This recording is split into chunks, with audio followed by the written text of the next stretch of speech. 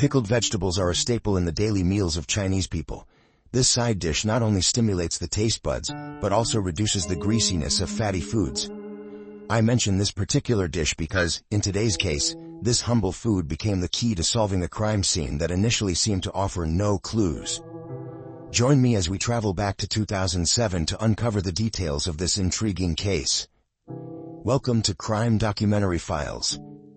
One late night in 2007, Wu Guoqing, a 51-year-old criminal investigation expert, was at his desk reviewing case files as usual. The room was enveloped in silence, and darkness filled the view outside the window. Suddenly, the phone downstairs rang, shattering the silence. On the other end was the chief of the Shandong Provincial Police Department. The chief urgently informed him of a very serious murder case in the area. Due to the complex situation at the scene, the police needed the expertise of Mr. Wu Guoqing. Recognizing the gravity of the situation, Mr. Wu agreed without hesitation, promising to arrive as quickly as possible. After hanging up, he hurried to his bedroom to pack for the trip. Once ready, he quickly hailed a taxi to the Shandong Provincial Police Department. Why is Mr. Wu Guoqing so trusted by police departments? You might be wondering. In the past, many criminals have been caught thanks to his intelligence and skills. With his extensive experience, Mr. Wu has developed a unique approach to handling cases.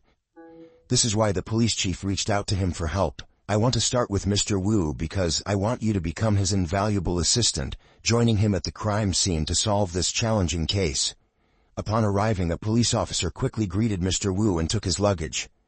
The chief was overjoyed to see him and invited him for tea while recounting the events. However, not wanting to waste any time, Mr. Wu requested to speak with the witnesses and inspect the situation.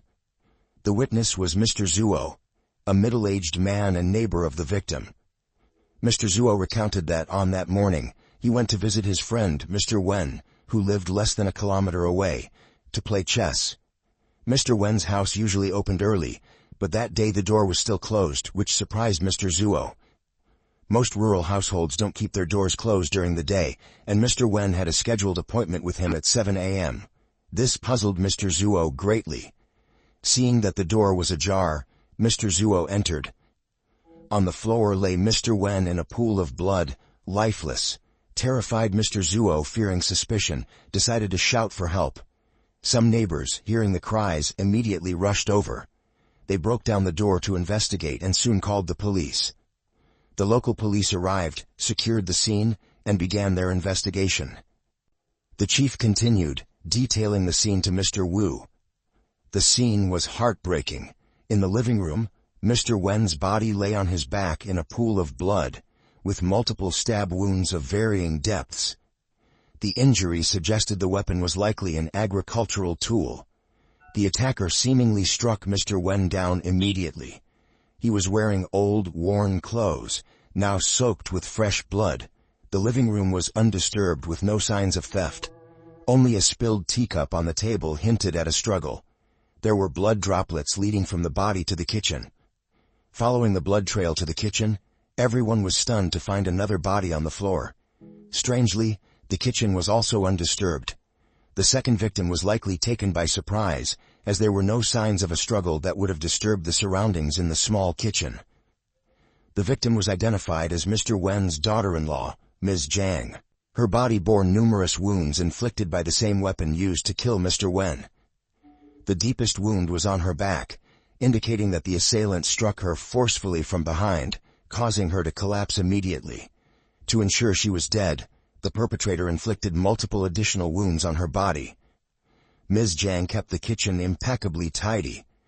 Dishes were neatly stacked in the cabinets, and spices were organized in small jars on the shelves. Although nothing was cooking on the stove, there was a small bag of cucumbers on the floor, likely intended for an upcoming meal. The kitchen had minimal furnishings, with only a rice bin, some firewood, and a large jar in the corner. Despite its small size, the kitchen was very orderly. Remember these items, as they will soon become crucial in solving this case.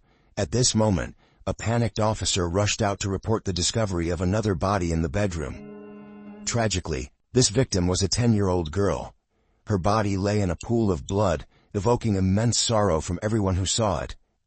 Like the other rooms, the girl's bedroom showed no signs of robbery. Thus, this couldn't have been a murder-robbery but likely a crime driven by personal vendetta. The police continued searching the house for clues. While examining the backyard, they found a machete discarded in the grass. The blade was covered in blood, but the handle was clean, indicating the killer had wiped it down. Based on the initial examination and the evidence collected, the police formed two hypotheses. First, the fact that the killer did not spare even a child suggested a deep-seated grudge against the family. However, villagers stated that the Wen family was very sociable, had good relationships, and no disputes over property or land. Therefore, it seemed unlikely they were targeted by an enemy. Second, the murder weapon was a machete. The question arose, did the perpetrator bring the weapon, or did it belong to the victims? Neighbors confirmed it belonged to the Wen family, as they often borrowed it and remembered it well. Typically, rural machetes used for chopping wood are not as sharp as knives and are quite large, making them noticeable if carried around. If the assailant intended to kill, why didn't they bring a weapon? This suggested that the crime was not premeditated, but rather an impulsive act. From the bloodstains and the victim's positions at the scene, the police deduced that the killer first attacked Ms. Zhang in the kitchen, then went to the living room to find her father-in-law, and finally moved to the child's bedroom. The crime took place late at night, avoiding detection by the neighbors. The police were then informed that no fingerprints were found on the machete handle. This showed the killer was meticulous in erasing their traces. There were no useful clues in the house to identify the perpetrator. The night before the tragic events, no neighbors saw anyone entering or leaving the Wen home, nor did they hear any unusual noises. All these factors stumped the police. The chief of police immediately formed a special task force to broaden the investigation and interview all suspects in the village. Everyone with close ties to the Wen family, as well as individuals with criminal records, were brought in for questioning. Two individuals particularly close to Ms. Zhang were Peng Miaoqi, her sister's son-in-law, and Wen Huangdiao, her husband's cousin. The police questioned them in great detail. Peng Miaoqi was known to be heavily in debt. Out of compassion for his situation, Ms. Zhang had lent him a significant amount of money without ever demanding repayment. Despite not being blood-related, Ms. Zhang treated Peng Miaoqi like her own nephew. Grateful for her kindness, Peng Miaoqi often visited Ms. Zhang's home, playing with her children and helping with farm work. Mr. Wen also treated him well, always inviting him to stay for meals and sending him home with food. As Peng Miaoqi recounted these memories, he was on the verge of tears. He insisted that the Wen family were good people, with no personal grudges against anyone. The day before the tragedy, Peng Miaoqi had visited to help Ms. Zhang chop some wood, but had to leave urgently, missing dinner. The next morning, he was shocked to hear about the murders. Even while providing his statement to the police, he couldn't believe what had happened. Wen Huangdiao, who lived a few kilometers away, gave a similar account. He mentioned that Ms. Zhang's husband often brought gifts for his children whenever he returned from work. Ms. Zhang, known for her kind and generous nature, frequently shared delicious food with his family. Wen Huangdiao expressed deep gratitude for their kindness, and couldn't imagine anyone having a personal vendetta against them. When asked about his whereabouts on the night of the murders, Wen Huangdiao stated, "My wife and I were at the farm preparing vegetables to sell at the market the next day. This was their primary source of income, and they always prepared meticulously. Many farmers were working with him that day, providing him with a solid alibi." After interviewing the two individuals close to the victim's family, the police turned their attention to those with criminal records. However, each suspect had an alibi. Another day passed, and the investigation grew more complex, as no leads emerged. All the suspects provided no useful information, and the meticulous killer left no trace. Apart from the murder weapon, no other clues were found, leaving the case at a standstill.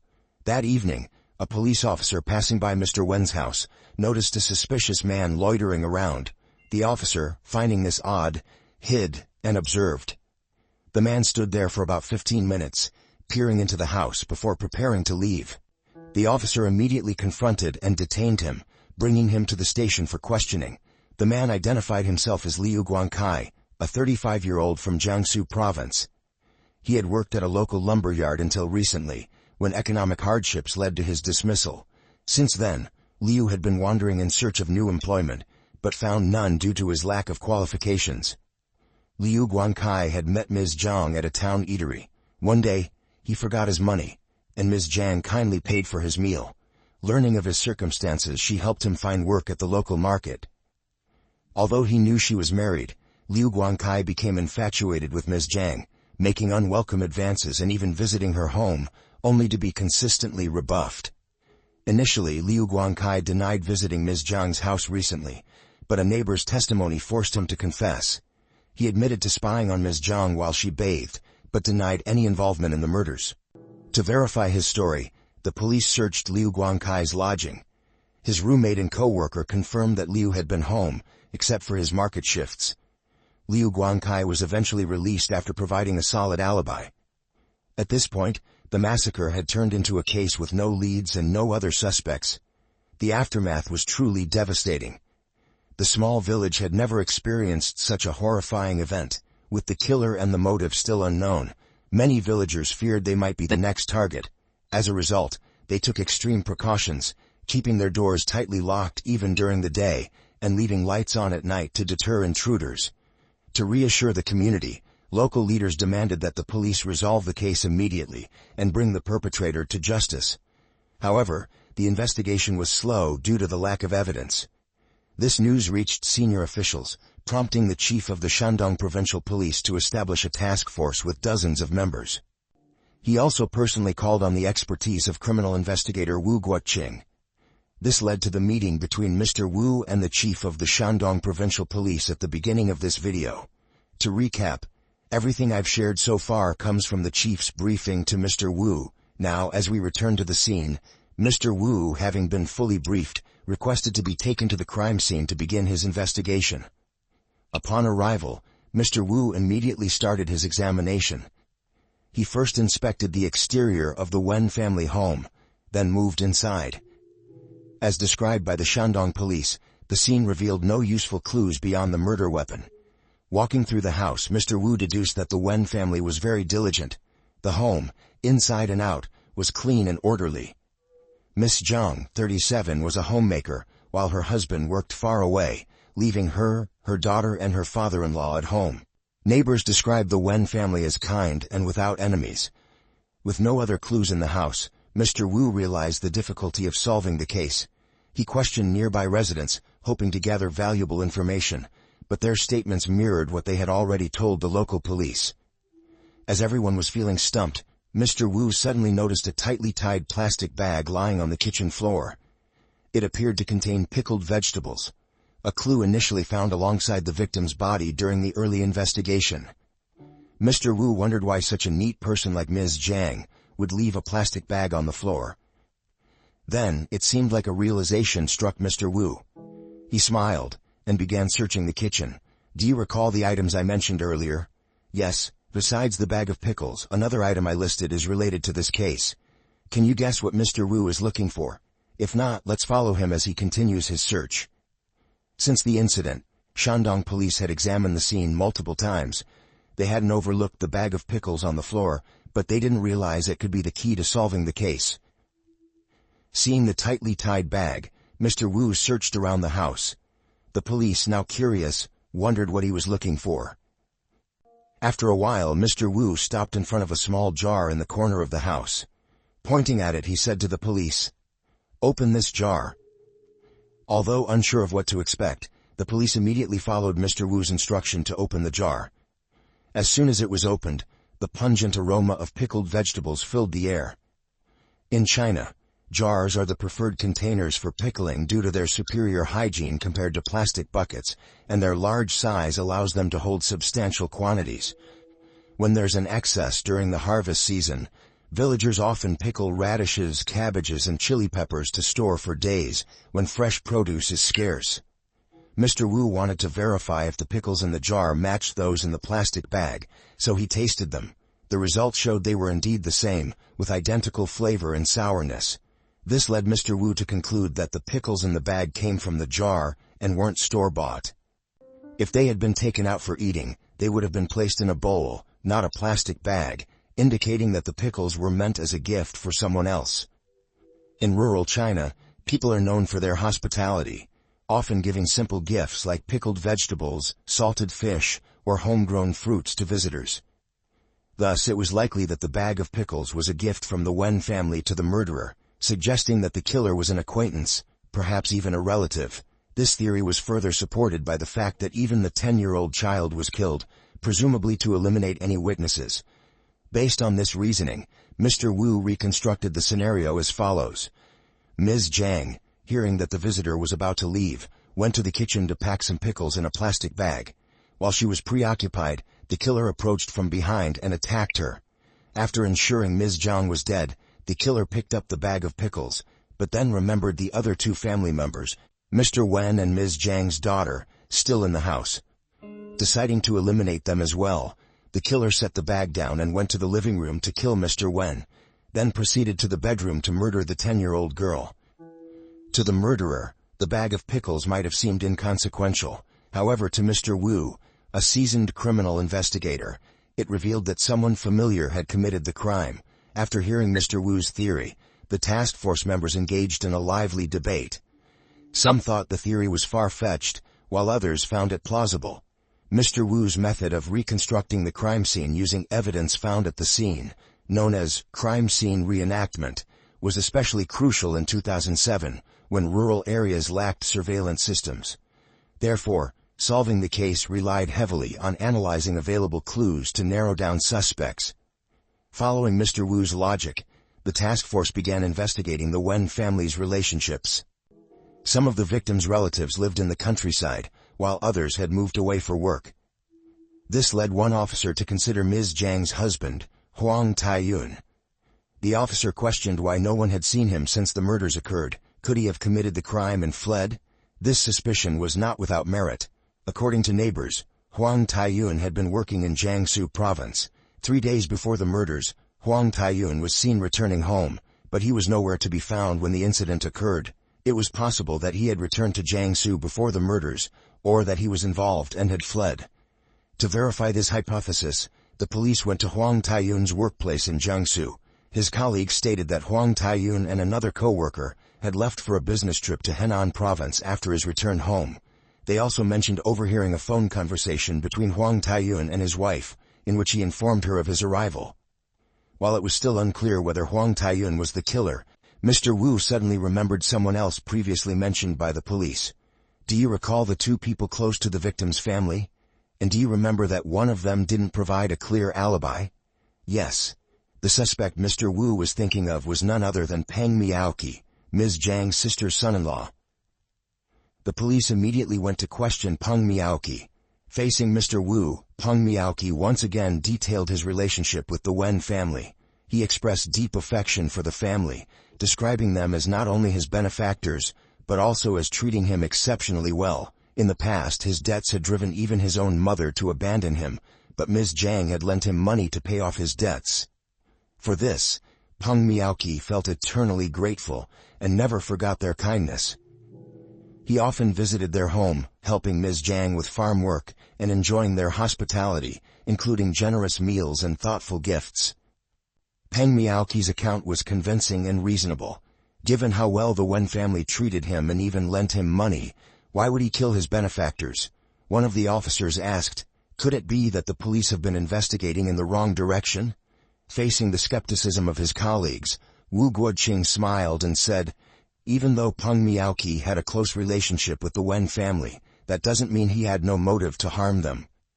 He added firmly, given that the suspect had repeatedly borrowed money from Ms. Zhang, it's possible that money issues led to a conflict. Such situations have happened before. However, this is still just a hypothesis. We need to investigate thoroughly to uncover the truth.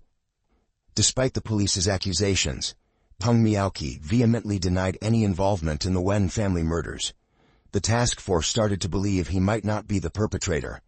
However, Mr. Wu insisted on taking Peng Miaoqi to the crime scene to break down his psychological defenses. As predicted, upon arrival, Peng Miaoqi began to tremble, and his demeanor changed noticeably. He became fearful and started speaking incoherently. The police were astonished, as Peng Miaoqi's behavior betrayed his lies. They suspected that his guilt over his actions had caused immense remorse. He began to cry, haunted by the gruesome crime and the sight of the dried blood on the floor. Capitalizing on this, Mr. Wu aggressively confronted him. Pointing at Peng Miaoqi, Mr. Wu angrily said, "The Wen family treated you so well. They lent you money and welcomed you warmly. Ms. Zhang fed you and sent you home with gifts. How could you repay their kindness with such brutality, even killing a child? Do you even have a conscience?" These words seemed to break Peng Miaoqi. He cried harder and finally confessed to his crimes. It turned out Peng Miaoqi was a notorious gambler in the area, living under the burden of massive debts and being hunted by loan sharks. Despite this, he continued to frequent gambling dens, even trying to gamble on credit, only to be thrown out repeatedly. The Wen family, aware of his plight, had lent him money several times. Moved by their generosity, Peng Miaoqi often helped Ms. Zhang with farm work, as a way to repay their kindness. On the day of the crime, Peng Miaoqi went gambling again. This time he was tricked by the other players. Initially he won big, but soon after he lost all his winnings. The more he lost, the more desperate he became to recover his losses, betting larger amounts each time until he was completely broke. Eventually, he was thrown out of the gambling den. The loan sharks demanded that Peng Miaoqi repay his debts immediately, threatening his life if he didn't comply. Having lost all his money and burdened with even more debt, Peng Miaoqi was too afraid to go home and face his wife's scorn. He remembered Ms. Zhang and rushed to her house to ask for a loan. Upon arrival, he confessed his gambling losses and pleaded for her help, promising to reform and never gamble again. Ms. Zhang, moved by his desperation, quickly took some money from a box and handed it to him, urging him to change his ways. Ms. Zhang repeatedly urged him, "You should find a proper job. If you continue like this, I'll never have enough money to lend you, even if I sell my house and land." Instead of taking her words to heart, Peng Miaoqi's mind twisted in another direction. He realized that with his existing debt and new loans, he could never repay it all. Then, a horrifying thought struck him. If the Wen family were gone, he wouldn't have to repay the debt. Knowing the house well, he was aware of the machete's location. He decided to use it as his murder weapon. When Peng Miaoqi mentioned he was leaving, Ms. Zhang went into the kitchen to pack some pickles in a plastic bag for him. Seizing the moment when she was distracted, he grabbed the machete and stabbed her. The fatal blow was so swift that she collapsed to the floor without a sound. After killing Ms. Zhang, Peng Miaoqi was about to flee, when he remembered the other two family members, Mr. Wen and Ms. Zhang's daughter. Realizing they could identify him to the police, he decided to eliminate them too. He dropped the bag of pickles, went upstairs to kill Mr. Wen, and then went to the bedroom to murder the 10-year-old girl. After committing the murders, Peng Miaoqi wiped his fingerprints off the machete, left it at the scene, and fled. He thought he had covered his tracks perfectly and that the police would find no clues. However, he didn't anticipate that the bag of pickles he carelessly left behind would be the key piece of evidence to solve the case. According to the killer, since the crime, he had been plagued by nightmares every night. Each day, he lived in fear of the police showing up at his door to arrest him. These thoughts haunted him constantly, making his life unbearable. Peng Miaoqi often contemplated suicide, but decided to live as long as possible before inevitably paying for his crimes. During interrogation, the police asked, "Did you think about the consequences when you committed the murders?" The killer, crying, replied, "At that moment, my mind was blank. It felt like someone else was controlling my actions, and I couldn't stop myself. But once I got home, I collapsed in overwhelming regret." The case, which seemed to be at a dead end, was solved quickly thanks to the expertise of criminal investigator Wu Guoqing. This case further enhanced Mr. Wu's reputation, leading to more recognition and opportunities to demonstrate his skills in other high-profile cases. In the end, money once again proved to be a driving force behind human crimes. However, it's not just about the money. It's also about individuals failing to control their materialistic desires. The most tragic aspect of today's case is the innocent victims, kind-hearted people who suffered due to someone else's greed. Through this case, we also get to know the renowned criminal investigator, Wu Guoqing. Thank you for watching today's video. Please leave your comments below to help us improve. If you have any other interesting cases, feel free to share them with us. Don't forget to like and subscribe to Crime Documentary Files.